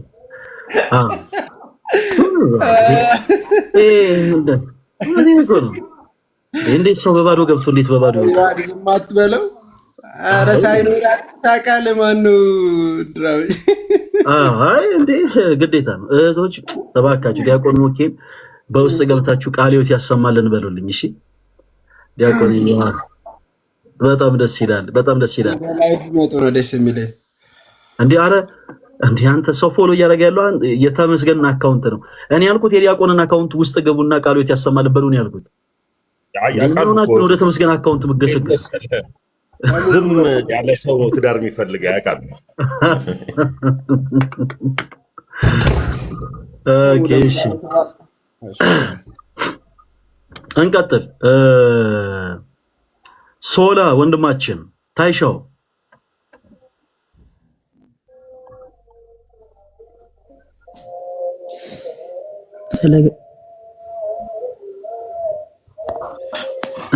ሰላም ነው። ሶላ ታይሻው ሎ ፓዬ ፍላቴ ሎካ ፕላቴ አይመላጋ ሚዴቲ ኡበወ ከሎ ጎዳል ቀኔ አይመለት ፓየካ ተወሰውልቅ እንዴት ነው ጠፍተሃል? አሎ አልጠፋም። ጌታን ስላየሁ በጣም ደስ ብሎኛል። ሶላ ወንድማችን በጣም ነው የምንወደው በዚህ አጋጣሚ። እሺ በጣም እኛን እንወዳለን። እንደውም በባለፈው ለወላይታ አንተ ያለው ፍቅርና አክብሮትን የገለጽከው ላይ ብዙ ሰው በወላይተኛ ገብቶ እኛም በጣም እንደምንወድ በድጋሚ ከገባህ ንገረው ብሎ ብዙ ሰው ነግሮኛል። እግዚአብሔር ያክብርልኝ። ጦሳ እንጆ በልልኝ ሁሉንም ጦሳ እንጆ ጦሶ ጀመራችሁ እንግዲህ ኦኬ ልሳን ትክክለኛ ልሳን ታዲያ እንዴ ግድ ነው ማለት አሁን ሰው ዝም ብሎ ራባጃ ራባባባ ሀርጋዱላ ሼቤሬቤቤቤ ማክራባባባ ምናምን አይነት ነገር ከማለት እንደዚህ አይ ወንድሞች ስታገኝ አይ መላጋ ሚዴቲ ሎ ፕላቴ ፈይ ጦሳ እንጆ ወደ ጉራጌ ክልል ደግሞ ስትሄድ ደግሞ ወሄም ዋሪ ወሄም ነሪ ጎታ ሽኩር አይደል አትላለ ወደኛ ስትመጣ ደግሞ አካም ጂርቶ ነጉማ ፈያኬቲ ማበዴ ወጂና አካም በሬዳ ምናምን ትላለህ ደግሞ ወደዚህ ደግሞ በሬዱ ነው ያለው አላልኩም እንደዛ አላልኩም በራፍ ያቁ ሶላ በጣም ነው ማመሰግነው። እሺ እግዚአብሔር ያክብርልኝ። እሺ አባቴ እሺ ሶላይ እሺ ማማይ እሺ ፈለገ እንዴ ምን አርግ ነው መተለኛ አንተ ልጅ ምን እንዴ ሰው ሰላም ማለት አልችልም እኛ እንድናወራ እንዴ ፈቀዱልን እኮ ያለው ፈለገ እኔ አታወራ መቻልኩ ያስገባው እንድታወራ አይደል እንዴ ምንድነው እንዴ አረበ መድሃን ያለ በስመ አብ ወወልድ ወመንፈስ ቅዱስ አሐዱ አምላክ ምንድነው? እሺ ቆይ ምንድነው የፈለገ ማን ልበል ስምህ? እሺ ክርስቲያን እባላለሁ። እሺ ክርስቲያን ከየት ቤተ እምነት ነው የመጣው? እሺ እኔ አንድ ደቂቃ ነው የማወራውና እኔ ከኢትዮጵያ ኦርቶዶክስ ከየት ቤተ እምነት ነው የመጣው ክርስቲያን? ከኢትዮጵያ ኦርቶዶክስ ተዋህዶ። እሺ ከኢትዮጵያ ኦርቶዶክስ ተዋህዶ ቤተክርስቲያን የመጣው እሺ ለምን ነበር ሪኩዌስት የላከልህ? በጣም ነው የምንከታተላችሁ እኛ በጣም እና የሆነ ሀሳብ ስላለ ነው እዚህም የመጣ ነውና እንደ ከይቅርታ ከሚዩት አድርግልን። በምን ዙሪያ? በመጀመሪያ በዚህ አሁን ለምሳሌ በሚቀርበው ሀሳብ ምናምን እጅግ በጣም ነው የምንከታተላችሁ በሁሉም ነገር። አሁን ለምሳሌ ለፕሮቴስታንት ወንድሞቻችን እህቶቻችን የምታቀርቡት ሀሳብ አለ። አሁን እናንተን የኢትዮጵያ ኦርቶዶክስ ተዋህዶ ቤተክርስቲያን የምትኮራባችሁ የኢትዮጵያ ኦርቶዶክስ ተዋህዶ ቤተክርስቲያን ምዕመን በጣም የሚያከብራችሁ የምንተማመንባችሁ ውድ እንቁ ልጆቻችን ናችሁና ግን አብዛኛውን ጊዜ ይቅርታ አድርጉልኝና ቃሉ መጠቀም ባልፈልግም ብራንዳችሁ የሚወርድበት ጊዜ ምን መሰላችሁ? አውቀው መጽሐፍ ቅዱስን ባለመረዳት ሎጂኩን እንኳን እያወቁት እንዳልገባችሁ በሚያደርጉ በእነዛ ምዕመን ላይ የምትፈጁትን ጊዜ እኛ ለምሳሌ እኔ መጽሐፍ ቅዱስን እንኳን በደንብ መረዳት የማልችል ፕሮቴስታንት ቢጠይቀኝ ከምን ጀምሬ ከምን ማስረዳት እንደማልችል ሰው ነኝና እንደኔ ያሉ እህት ወንድሞቻችን አሉ። እነሱን እያስገባችሁ እንደ ሀሳብ እንዲሁም ከዚህ በኋላ በቃ ምንም ነገር ሀሳብ እያቀረበ ከሚያዝጋችሁ እኛን እያስገባችሁ ብታስተምሩ እኛ ብንጠይቃችሁ በጣም ደስ ይለናል ለማለት ነውና እንደ ሀሳብ ነው። ፈለገይ በጣም ነው የምወድህ እጅግ በጣም ነው የማከብርህ። እንደ ሀሳብ ለማለት ሀሳብህ እኮ ጥሩ ነበር፣ ግን በመሀል ፈለገ ስትል ሞቴን ፈለገ ካምፓኒ ለምሰራ አሁን የሚገርም ሰርቪስ ይመጣብኛልና እሺ ለዛ ነው እሺ ወንድሜ ይቅር በለኝ። በጣም ነው የምናመሰግነው ክርስቲያን፣ እግዚአብሔር ያክብረልን። ትክክል። አንዳንድ በጣም አዘግ ሰዎች አሉ። እኔማ በመሀል እኮ ፈለገ ሲለኝ ምን አርግ ነው የሚልኝ ሰው ምንድነው ደግሞ ምናምን ብዬ ላዳምጥ ነበር።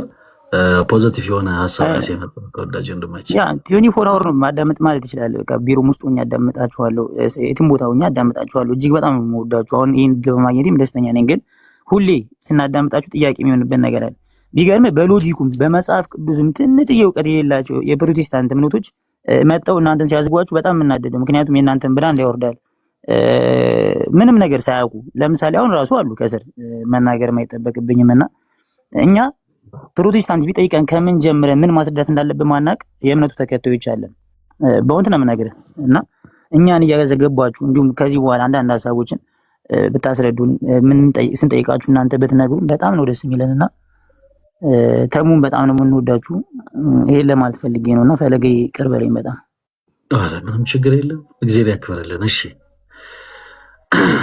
አንዳንዴ ላይ እኮ በጣም አስቸጋሪ ነው ወንድማችን፣ በጣም ነው የምናመሰግነው። በጣም ፖዚቲቭ የሆነ ሀሳብ ነው። እሺ ቴንክ ዩ። ወደ ውይይት ከመግባታችን በፊት አይ ቲንክ ሰላም ያላልናቸው ሰዎች ስላሉ ሰላም እንበል። ማማይ ፈለገ እንዴት ናችሁ? ሁላችሁም ገስት ላይ ያላችሁ ሰላም ክርስቶስ ይብዛላችሁ። ደህና ናችሁ? ልታገቢ ነው የሚባለው ነገር እውነት ነው? ወንድማችን ከካሜራው ራቅ፣ ወደ ርዕሳችሁ ሂዱ። በጣም እኮ ነው የሚገርመው፣ ሰው እንዳለ እየተያዘ ነው። እሺ ስላየንሽ በጣም ደስ ብሎናል። እንኳን ደህና መጣሽ። ወደ ውይይቶቻችን እንቀጥል።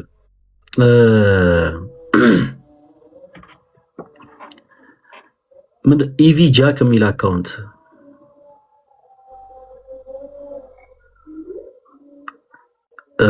ኢቪ ጃክ የሚል አካውንት ይሰማል? እንደዛ ነው የሚለው።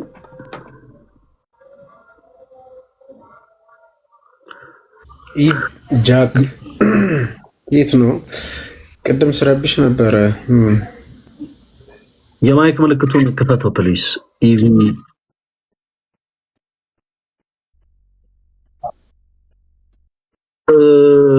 የማይክ ምልክቱ ሆኖ ላይ ነው።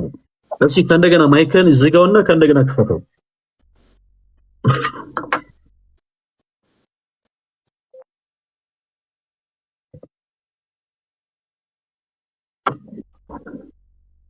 ወንድማችን ምግብ እየበላህ ነው?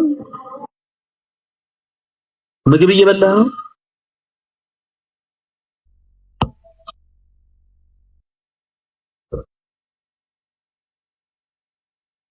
ምግብ እየበላህ ነው? ምግብ እየበላህ ነው አይደለ? ምንድነው? እሺ አስተካከልና ከእንደገና ግባ። አንዳንድ ጊዜ ላይቭ ላይ የሚገቡ ሰዎች እኔ በጣም ነው የሚገርመኝ። አሁን ፐርሰናሊ ሌላ ሰዎች መናገር ሳይሆን ብዙ አይነት ነገር ሊሆናችሁ ላይቭ የምትገቡ ሰዎች ያላችሁ እንዴት ቻላችሁበት?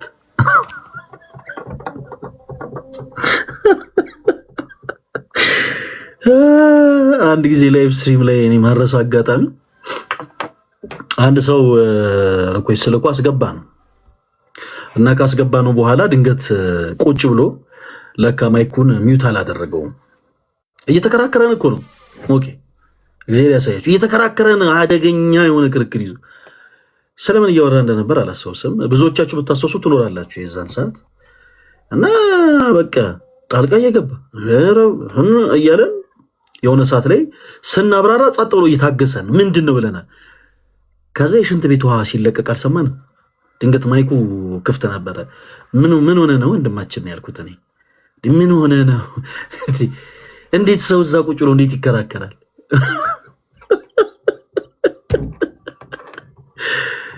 አረ እንዴት ቻልክበት ነው ያልነው።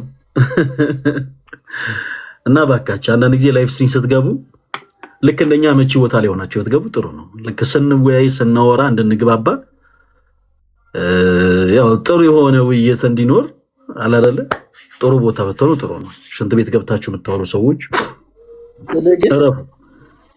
አይ ልጁ ፕሮቴስታንት ነበር።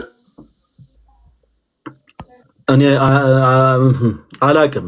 አሁን ኦኬ ሌላ ነገር ነው የሚመስለው። አይ በዛ ሰዓት ምናልባት ፊልጵስዩስ ላይ ሆዳቸው አምላካቸው የሚለውን እያነበባችሁ ይሆናል።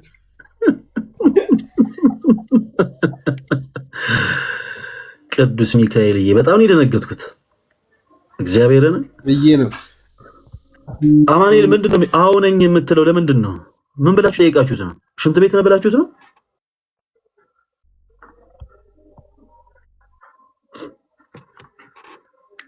እሺ የመጨረሻ አንድ ሰው እንቀበልና ሐሳቦችን ጠቅለል እናደርግ።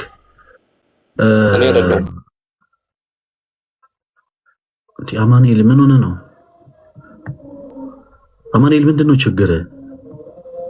ምን አደረኩኝ? እኔ አይደለሁም የምትለው አሁን እኔ አንተን እንዲህ ነህ ብያለሁ ወይ? አማኑኤል ብለህ አላልክም? አማኑኤል ምንድነው አዎ የምትለው አልክ እኮ። ወይስ ሌላ አማኑኤል አለ? ሌላ አማኑኤል አለ። ወንድማችን አማኑኤል ኮሜንት አንብቤ ነው አዎ ያለውን አንብቤ ነው የተናገርኩት። እሺ እንቀጥል። ይዋድ አለ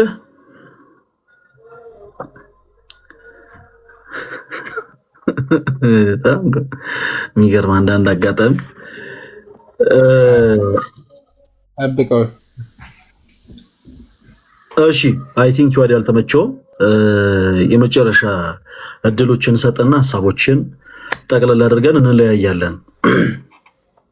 ወደ ቀጣዩ ሐሳባችን ከመሄዳችን በፊት እዚህ ውስጥ ያላችሁ ክርስቲያኖች ወንድሞች እንግዲህ የፊታችን ታህሳስ 12 ላይ እንደ እግዚአብሔር መልካም ፈቃድ የምናደርገው የኦርቶዶክስ የወጣት ሁለተኛ ዙር ጉባኤያችን አለ እና እዛ ጉባኤ ላይ ሁላችሁም ክርስቲያኖች ወንድሞች እንድትገኙ በልዑል እግዚአብሔር ስም እንጠይቃለን እና ፕሊስ ማንም ሰው እንዲቀር አንፈልግም። ያው ፕሮቴስታንት እምነት ተከታይ የሆናችሁ እህቶች ወንድሞችም መታችሁ እኛ ጋር ዝላ የለም፣ ጭፈራ የለም፣ አምልኮ ተብሎ ምን ጨፈረው ጭፈራ የለንም፣ ዝላ የለንም። የኛ ቤተክርስቲያን የክርስቶስ ቤት ነው እንጂ ጂምናዚየም አይደለም።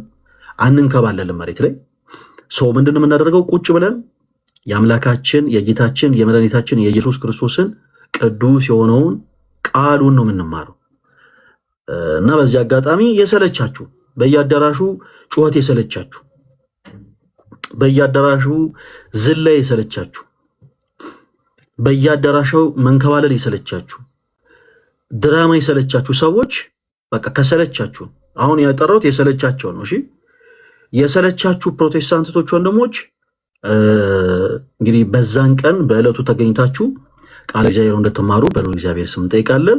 ቦታው የት እንደሆነ ጉባኤው ስንት ሰዓት እንደሚዘጋጅ ሁሉንም መረጃ በቅርቡ በሁሉም የወንድሞቻችን የቲክታክ ፕላትፎርም ላይ መረጃውን እንለቅላችኋለን። እስከዛው ድረስ ሁላችሁም ራሳችሁን ዝግጁ አድርጉ ለማለት ያክል ነው። ወንድማችን አማኑኤል እኔ ነው ሌላ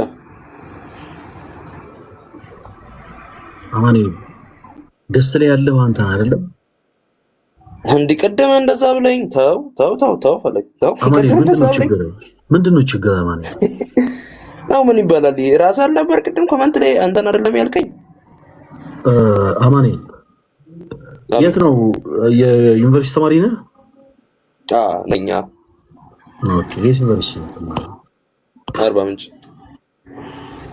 ምንጭ ኦኬ አርባ ምንጭ ዩኒቨርሲቲ በጣም ጥሩ እዛ አንዳንድ ዘመዶች አሉኝ በጣም ይገርማል አርባ ምንጭ ዩኒቨርሲቲ ውስጥ አንዳንድ ዘመዶች አሉ እስቲ አስተዋውቃለሁ ሌላ ጊዜ አይ ፒስ እሺ ወንድማችን አማኑኤል የፕሮቴስታንቲዝም ትምህርቶች ሰው ሰራሽ ናቸው ብለን ነው እያወራን ያለ ነው እና እንደ ታሰቦችን ከመራታችን በፊት ከዚህ ቀደም የሌላ ቤተ እምነት ተከታይ ነበርክ ወይስ ፕሮቴስታንት ነበርክ ከልጅነት? አራኒስ ከልጅነቴም ነኝ። እሺ በጣም ጥሩ መልካም።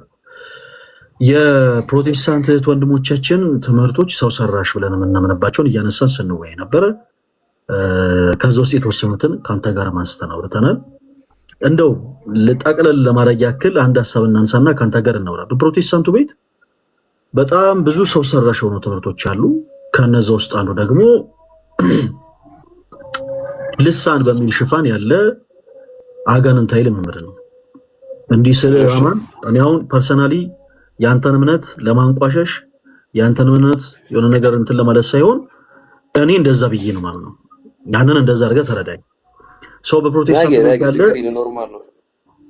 በፕሮቴስታንቱ ቤት ያለ ልሳን ተብሎ የሚጠራ ልሳን ያልሆነ እንዲህ አይነቱን ልምምድ ከመጽሐፍ ቅዱስ ውጪ ያለ ሰው ሰራሽ ትምህርት ነው ብለን እናምናለን። ወንድማችን አማኑኤል ልሳን ቋንቋ ነው የተገለጠ ቋንቋ ነው ብለህ ታምናለህ ወይንስ ስድ ንባብ ነው ብለህ ነው የምታምነው? አሁን በየመድረኩ የምንሰማው ያንተ መምህራን የሚያደርጉት ያንተ ቤተ እምነት ውስጥ ያለው።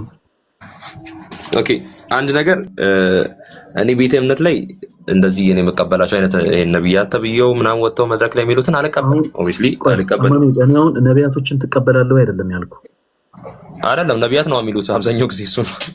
ኦኬ ስለዚህ ልሳን የተገለጠ ቋንቋ ነው ብለህ ታምናለህ ወይንስ ስድ ንባብ ነው ብለህ ነው የምታምነው ብዬ ጠየቅኩ። ለዛ ነው አሁን አንተ ስለ ፐርሰን አይደለም እኔ አሁን የሆኑ ሰዎችን ፒክ አድርጌልህ እነዚህ ሰዎች ያሉት ነገር ትክክል ነው ወይስ አይደለም ብዬ አይደለም የጠየቅኩ። ልሳን እኔ አሁን እስከሰማው ድረስ ያለው ነው የምጠይቀኝ አይደል? አይደለም እኔ አሁን የጠየቅኩን ጥያቄ በደንብ አድርገህ አዳምጠኝ። ልሳን የተገለጠ ቋንቋ ነው ወይንስ ስድ ንባብ ነው? ጨርስ ልመልስ። ኦኬ ልሳን የተገለጠ ቋንቋ የተገለጠበት ሰዓት አለ። አዎ በዓለም ሰው ጊዜ እየተደረገው ኦብቪስሊ ሰው ቋንቋ ነው።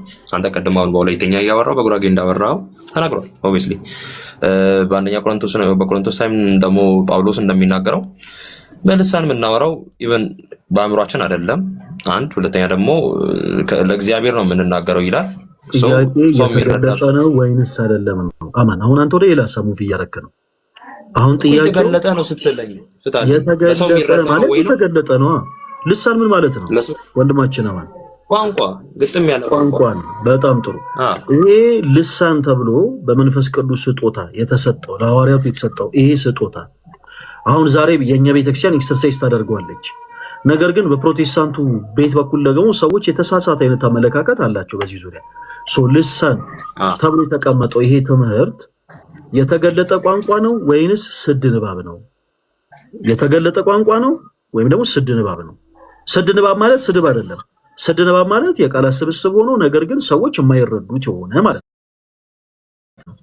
የተገለጠ ቋንቋ ደግሞ ማለት ደግሞ የተገለጠ የሆነ ለምሳሌ እኔ እዚህ ጋር አማርኛ ላወራ እችላለሁ።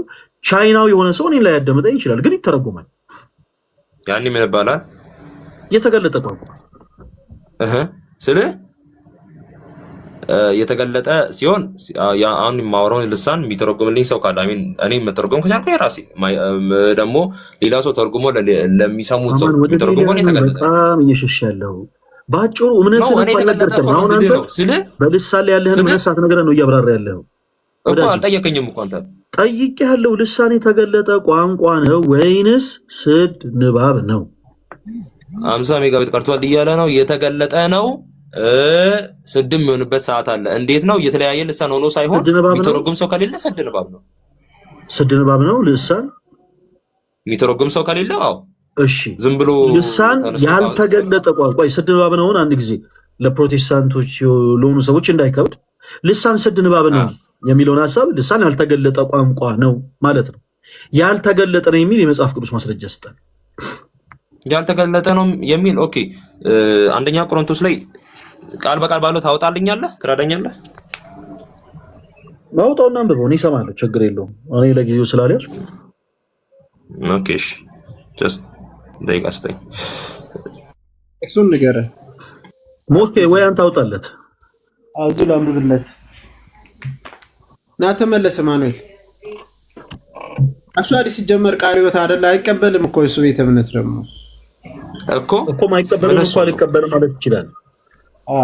አይቀበልም ማለት ስር ደግሞ ያለ አንድ ሰው አይቀበሉም እና ማንሻሉም ጭራሹ ነው የሚቃወሙት እኮ። እኔ ዝም ብሎ እንዲወራ አልፈለግም። እኔም አልቀበልም። መጽሐፍ ቅዱስ አይናገርም እኮ። ታዲያ ማትቀበለውን ነገር ለምንድን ነው መከራን የምታየው? የሌላን ሰው ጥያቄ ለመመለስ ወዳጅ አማኑኤል ምንድን ነው ጥያቄ?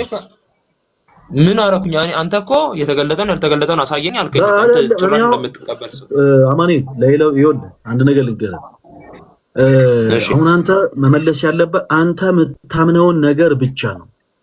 ኦኬ፣ የአንተ ቤተክርስቲያን የምታሰብርህን ነገር ብቻ ነው አምነህ ልትመልስና ልታብራራ የሚገባው።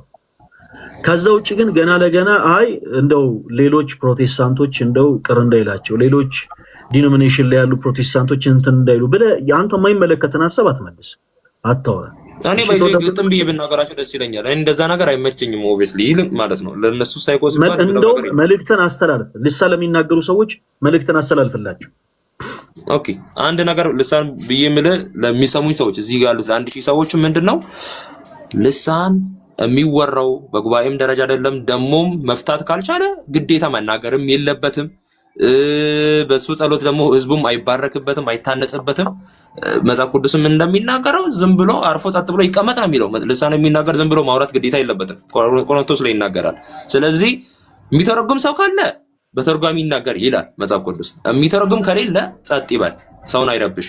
ይሄ ነው እኔ የማምንበት መጽሐፍ ቅዱስ የሚናገርበትም እንጂ አንዳንዴ ተነስቶ በልሳን ጸልዩ ተብሎ ህዝቡ ሁሉ የሌለ ቃል ዝም ብሎ እያወጣ ባብሊንግ ነው ምናምን የህፃናት ንግግር የሚመስል አይነት ካወራ ለኔ አሁንም ትርጉም ቢኖረውም እኔ ጋር ግን እንደዛ ነው መተርጎም ካልቻለው ማለት ነው።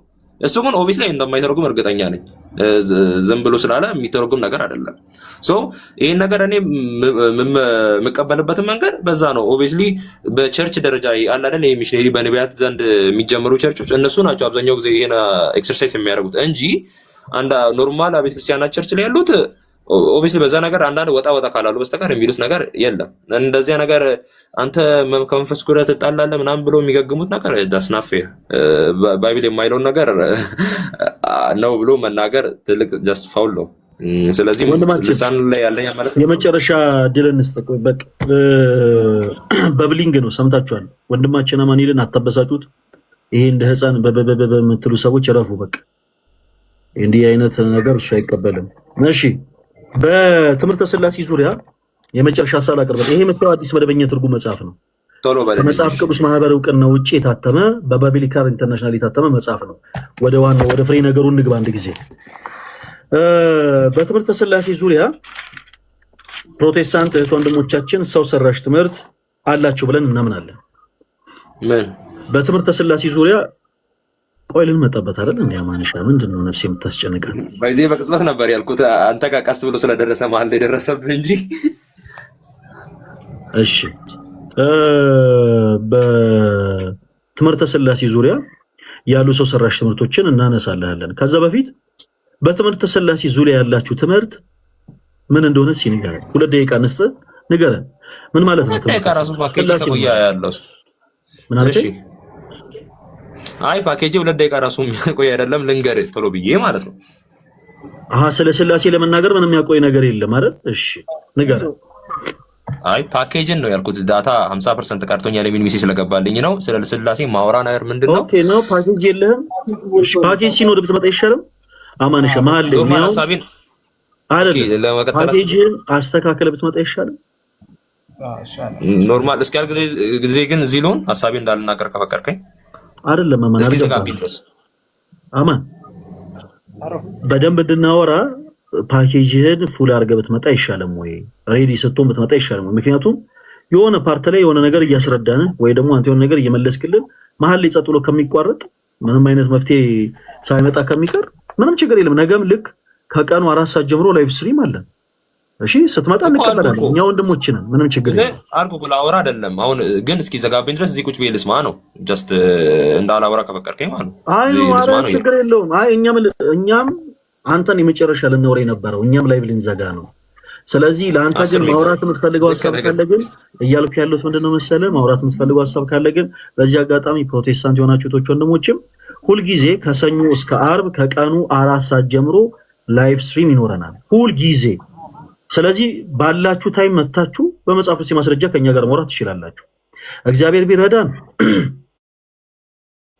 ነገ የመጨረሻ በፕሮቴስታንት ወንድሞቻችን ውስጥ ያሉ ሰው ሰራሽ ትምህርቶችን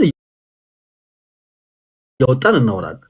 አሁን ዛሬ ላሳይ የፈለኩትን ሐሳብ በደንብ አድርጌ ሳይ ይሄን መጽሐፍ ታውቀዋለህ አይደለ አማኑኤል? አዲሱ መደበኛ ትርጉም መጽሐፍ በዚህ መጽሐፍ ላይ ያሉ በጣም ዘግናኝ የሆኑ እውነት ይሄን ሐሳብ ያለው መጽሐፍ ቅዱስ ላይ ነው እንዴ እስከምትል ድረስ በጣም ከባድ የሆኑ ሐሳቦችን በመጽሐፍ ቅዱስ ማስረጃ እያወጡ አሳያለሁ። ሌሎች ምን ያላችሁ ፕሮቴስታንት አማን ለምዶብህ ነው ግን በማል የምታወራው?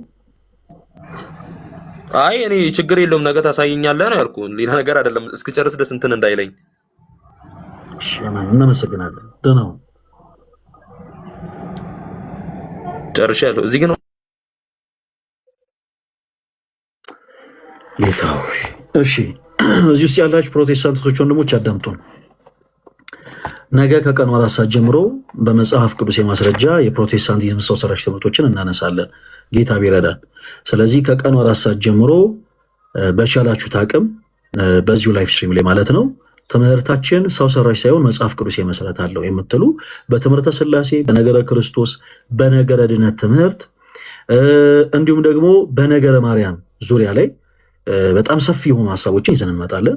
ሌሎችንም ሀሳቦችን እንዳሰሳለን እና በቻላችሁት አቅም በመጽሐፍ ቅዱስ ማስረጃ ትምህርታችን መጽሐፍ ቅዱስ መሰረት አለው እንድትሉ በሉል እግዚአብሔር ስም እንጋብዛችኋለን። እንወዳችኋለን። በዚህ አጋጣሚ የምንወዳችሁ ደግሞ የእምነታችን ጀማሪና ፈጻሚ ሆኖ ጌታችን ኢየሱስ ክርስቶስ ስለሚወዳችሁ ነው። እናንተን የመውደድ ግዴታ አለብን እና ነገ ከቀኑ 4 ሰዓት ጀምሮ እንዳትቀሩ። ሌላው አሁንም ጉባኤያችንን ማገዝ ሁልጊዜ ማገዝ የምትችሉ ካላችሁ እንላለን፣ ግን እስካሁን ድረስ ማገዝ እንፈልጋለን ብለው እንኳን መልእክት ያስቀመጠ ሰው የለም እና ማገዝ የምትችሉ ሰዎች ካላችሁ እባካችሁ የምናዘጋጀውን ጉባኤ ማገዝ የምትችሉ ሰዎች ካላችሁ በውስጥ መስመር ማገዝ እንፈልጋለን እያላችሁ እባካችሁ መልእክት አስቀምጡልን።